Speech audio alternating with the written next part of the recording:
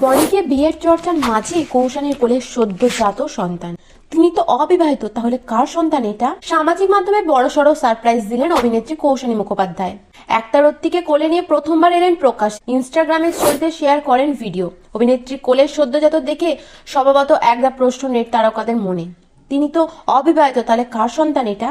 ছবিতে দেখা গেল কালো সাদা টাইপের একটি পোশাক তার গায়ে, এক দৃষ্টি তাকিয়ে আছেন বাচ্চাটির দিকে।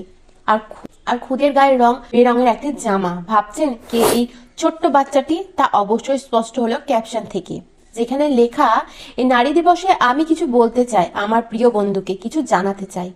এটাই বলতে চাই যে মাসি হতে পাওয়ার এই সৌভাগ্য করে দেওয়ার জন্য ধন্যবাদ।